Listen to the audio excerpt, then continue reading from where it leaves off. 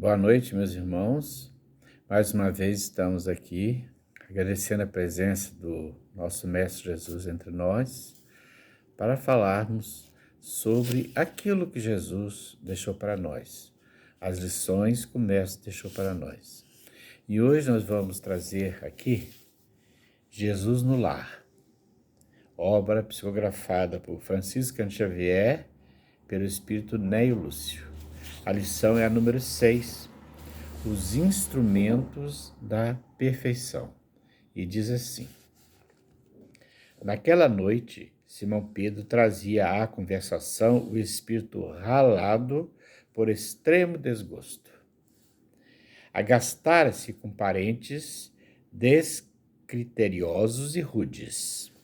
Velho, tio acusara-o de dilapidador dos bens da família, e um primo ameaçara esbofeteá-lo na via pública.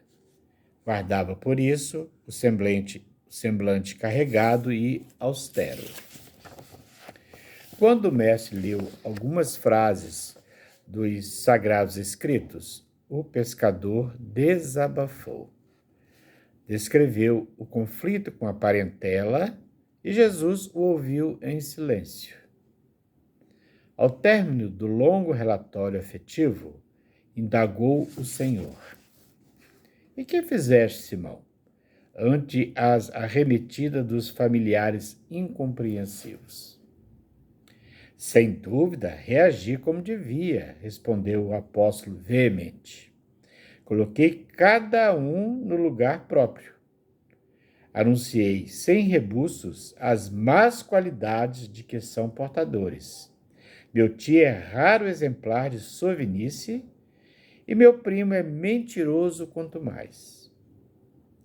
Provei, perante numerosa assistência, que ambos são hipócritas e não me arrependi do que fiz. O mestre refletiu por minutos longos e falou compassivo: Pedro, que faz um carpinteiro na construção de uma casa? Naturalmente trabalha, redarguiu o interpelado irritadiço. Com que?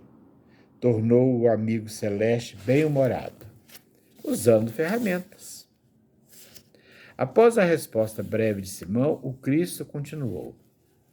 As pessoas com as quais nascemos e vivemos na terra são os primeiros e mais importantes instrumentos que recebemos do Pai para a edificação do reino do céu em nós mesmos.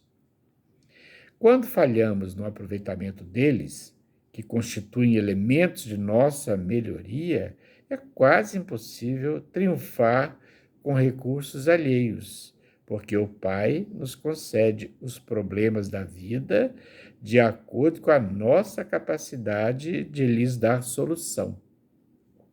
A ave é obrigada a fazer o ninho, mas não se lhe reclama outro serviço. A ovelha dará lã ao pastor. No entanto, ninguém lhe exige o agasalho pronto. Ao homem foram concedidas outras tarefas, quais sejam as do amor e da humildade, na ação inteligente e constante para o bem comum, a fim de que a paz e a felicidade não sejam mitos na terra. Os parentes próximos, na maioria das vezes, são o martelo ou o serrote que podemos utilizar em benefício da construção do templo vivo e sublime, por intermédio do qual o céu se manifestará em nossa alma. Enquanto o marceneiro usa as suas ferramentas por fora, cabe-nos aproveitar as nossas por dentro.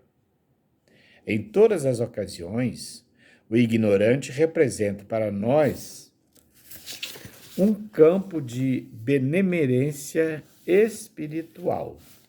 O mal é desafio que nos põe a bondade à prova. O ingrato é um meio de exercitarmos o perdão. O doente é uma lição à nossa capacidade de socorrer.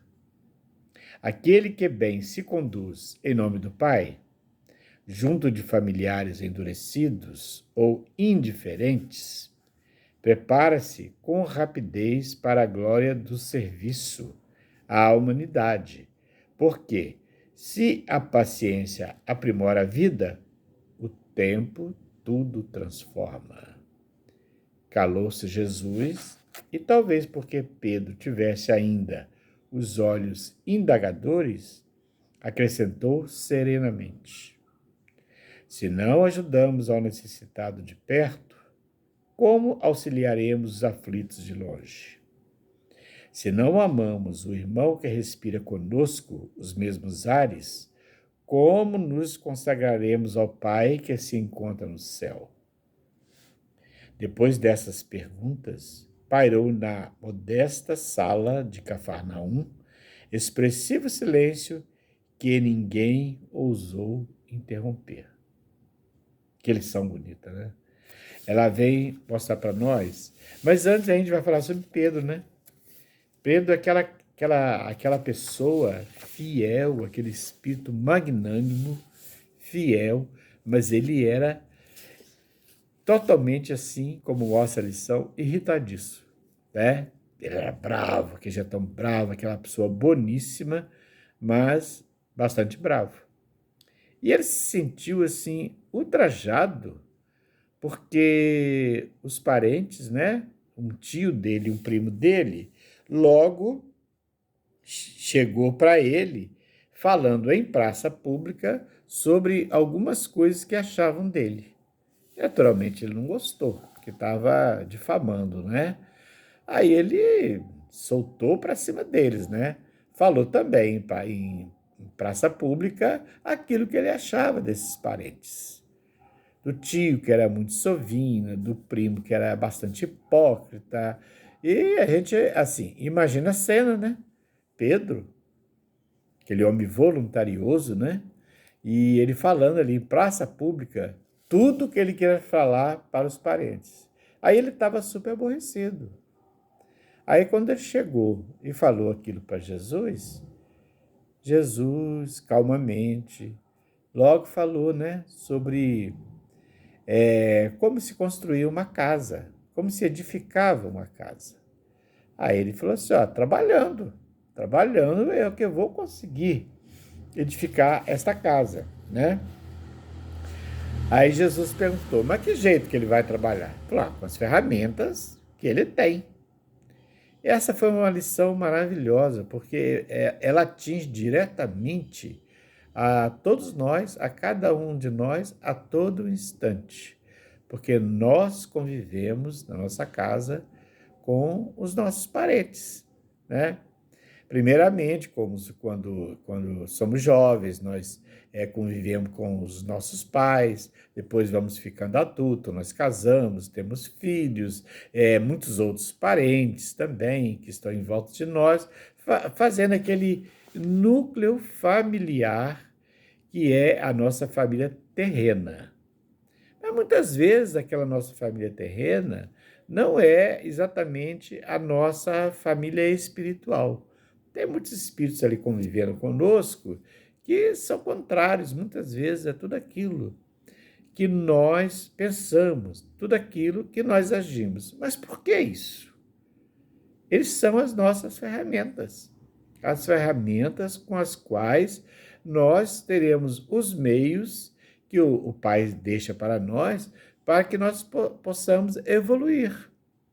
Se tudo fosse um mar de rosas, né? Não teria graça. Por mais estressante que seja, por mais aborrecimentos, a gente deve ter em mente isso. É isso que Jesus falou com Pedro. Eles são um caminho para que a gente possa chegar, como ele disse aqui, ao reino dos céus. Para chegar ao reino dos céus, como disse aqui na lição, a gente passa por muitas etapas. A gente passa por muitas vivências. Porque a família espiritual é aquela família em que nós nos damos bem com as pessoas. Mas a família, como nós chamamos, a parentela, né? A parentela terrena, aqui, ela vem de diversas origens. Às vezes veio algum espírito aqui no meio de nós que ele não faz parte dali. Então, se ele não faz parte dali, ele pode vir com duas intenções.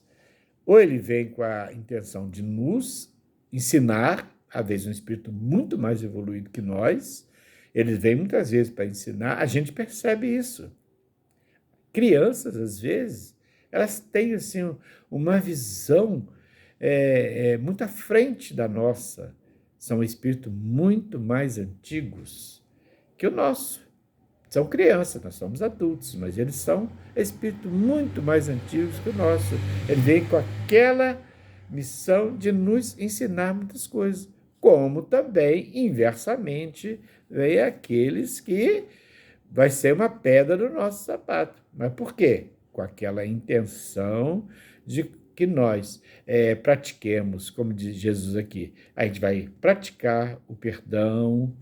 Aquelas pessoas são pessoas muitas vezes ignorantes, que a gente vai colocar tudo aquilo que nós temos para aplicar, para conviver bem com essas pessoas. Muitas vezes essas pessoas elas são ingratas, muito ingratas. Você pode fazer para essa pessoa e ela está sempre reclamando que você não faz nada, julgando para você, na sua cara, como se diz, né? Que você não faz nada, que você não dá atenção, e por mais que você dê atenção, porque essas pessoas são espíritos muito carentes, né? Muitas vezes ignorantes, pouco evoluídos. Mas qual é a função da família, desse núcleo familiar que se forma aqui na Terra? É justamente esse. É fazer com que a gente evolua. Então, a gente tem que se informar a respeito dessas coisas, olhar para as pessoas que estão à nossa volta e conhecê-los como espíritos. Por que os ensinos de Jesus ficará para sempre? Porque Jesus falava aos espíritos daquelas pessoas. Ele não falava às pessoas propriamente dito, de carne e osso que estava ali. Ele falava para aqueles espíritos. E aqueles espíritos voltavam muitas vezes e iam acumulando o seu saber, né, os seus ensinamentos, e ia acrescentando. Então, muitos daqueles que convivem conosco aqui na nossa casa, muitas vezes eles estão muito à frente de nós, né? Como também tem aqueles atrasadinhos, né? Aqueles que não têm boa vontade de fazer nada, estão sempre atrasados, e a gente tem que ir ali insistentemente corrigi-los o tempo todo, e muitas vezes não vai aprender. Às vezes vão passar uma existência inteira aqui sem aprendizado. Mas é aquilo, nós fazemos a nossa parte. Nós fazemos tudo aquilo que nós devemos fazer para melhorar essa convivência com eles. Agora, se eles não quiserem evoluir, não quiserem ir à frente, então isso não será possível. Mas nada vem pronto. Ele dá o exemplo aqui, quando ele fala da ave, que a ave é obrigada a fazer o ninho, mas não se lhe reclama outro serviço. Ela faz o ninho dela, ela tem os filhotes dela, ela canta, ela, né, se reproduz e tal. Você vai querer o que mais daquela ave que está ali? Ela fala da ovelha. A ovelha dará lã ao pastor. No entanto, ninguém lhe exige o agasalho pronto. Porque a função dela é aquilo ali. Mas nós temos a função de evoluir, de conviver, trabalhar com essas ferramentas que é a própria família. Nós temos muitas outras ferramentas também, né? Citando, nós temos o nosso trabalho, nós temos a assistência social, que nós podemos fazer, a assistência tanto material como espiritual também. traduzindo por caridade, que nós podemos fazer com essas pessoas. Então, tem muito trabalho, muita ferramenta. E elas estão em torno de nós. Ninguém pode dizer, eu não tenho essa oportunidade de fazer isso. É só olhar em volta. Se você olhar em volta, você vai ver muitas pessoas que estão necessitadas. Você pode se ligar a uma associação que ajuda as pessoas, que ajude crianças, que ajude pessoas doentes, ou que ajude pessoas idosas. Né? De toda forma, você pode ter uma ferramenta para trabalho e ferramenta para evolução, como Jesus falou aqui. No caso, ele dá o exemplo de Pedro, que é a própria família. Aquela família de uma convivência difícil, dos parentes de convivência difícil, né? Então ele vem falando aqui, os parentes próximos, na maioria das vezes, são o martelo ou o serrote, que podemos utilizar em benefício da construção do templo vivo e sublime, por intermédio do qual o céu se manifestará em nossa alma. Por quê? Essa evolução, esse crescimento que nós teremos na nossa vida. É fácil? Não, não é fácil. É muito difícil você conviver ali permanentemente, diariamente, se está dentro da sua casa, ou se algum parente, né, mais próximo, que não convive com você diretamente, mas ele está ali, você tem uma convivência com ele. De vez em quando, está ali, mas é um parente. É alguém ligado à sua família. Ou é alguém que se associou na sua família também, né? Em que você convive. Vou dar um exemplo, um cunhado, uma sogra, uma pessoa assim, né? Que você tem que conviver com essa pessoa. Não é um parente direto, mas é uma pessoa que se associou. E nada, como nós dizemos sempre na doutrina espírita, nada é por acaso. Se aquela pessoa está convivendo com você, existe um motivo.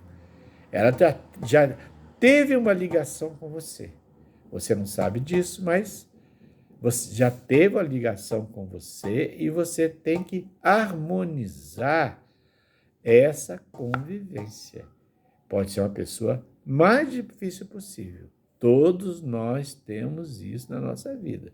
Pessoas de convivência muito difíceis na nossa vida.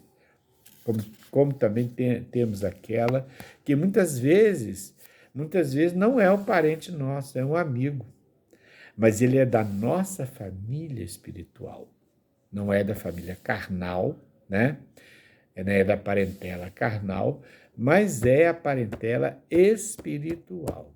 Todos nós temos amigos, pessoas que consideramos como irmãos, conseguimos conviver com eles muito melhor do que, às vezes, pessoas que estão dentro da nossa casa, porque dentro da nossa casa é aquela convivência constante e, muitas vezes, difícil.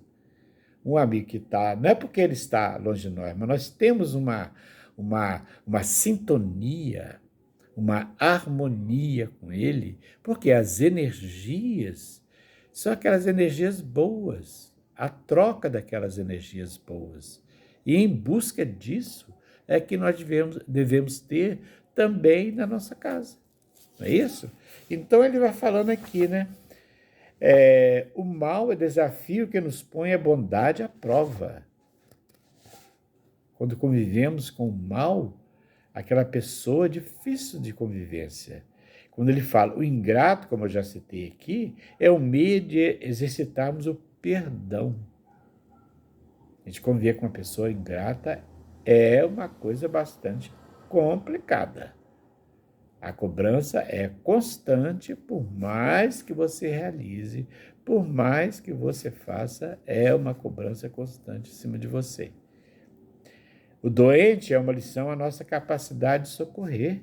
Aquilo que eu disse, você se associar a algum lugar, alguma entidade que ajude as pessoas a fazer um trabalho, é muito interessante. Às vezes a pessoa quer, vamos arrecadar alimentos, vamos fazer isso, fazer aquilo, mas vamos lá também conversar, vamos bater um papo. Tem morador de rua que está precisando de uma alimentação, e ele, se você tem que levar uma alimentação pronta, tem que fazer um alimento para eles, né? Então, depois, quando chega mais no final aqui, Jesus fala assim, né? Quando ele viu que Pedro ficou ainda meio assim, não estava entendendo meio direito as coisas que Jesus estava explicando, ele vem e fecha assim, ó. Se não ajudamos ao necessitado de perto, como auxiliaremos os aflitos de longe? Aqueles que não convivem conosco diariamente. Se a gente não consegue nem ajudar o que está próximo de nós, não é?